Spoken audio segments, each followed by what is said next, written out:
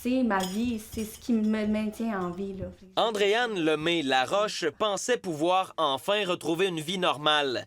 Samedi dernier, un médecin du CHUS lui annonce qu'un rein est disponible pour elle et que la chirurgie aura lieu 2 jours plus tard. On était extrêmement heureux, on pleurait, on sautait. Mais les réjouissances sont de courte durée.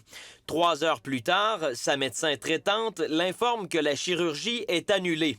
C'est que le seul médecin qui pratique les greffes rénales en Estrie est en vacances. Est-ce qu'on peut se déplacer dans un autre hôpital? Ici au Québec, ailleurs dans une autre province, on va y aller, il n'y a pas de problème. Et la réponse a été non, c'est compliqué là, de changer ton dossier d'hôpital. Pour le couple, c'est l'incompréhension totale. J'ai aussi ressenti une espèce de deuil envers cette situation-là. C'est comme si on m'avait donné la vie, puis qu'on me l'avait arraché des mains. Pourquoi ils nous ont appelés sans avoir pris toutes les mesures?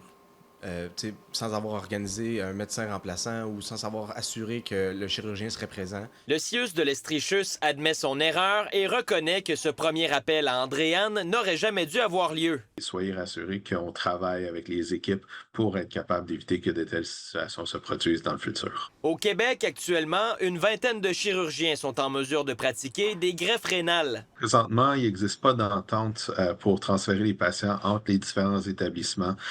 Pour ce qui est de la greffe rénale, c'est quelque chose qui devrait être regardé plus au niveau du siège social de Santé Québec. Santé Québec et Transplant Québec n'ont pas encore répondu à notre demande d'entrevue. Pour l'instant, personne ne peut confirmer avec certitude ce qui est arrivé avec le rein qui a été promis à Andréane. Pour elle, l'attente se poursuit. Pendant ce temps, elle n'exclut pas de poursuivre le CIUS. Guillaume Cotenoir-Lacroix, TVA Nouvelles, Val-des-Sources.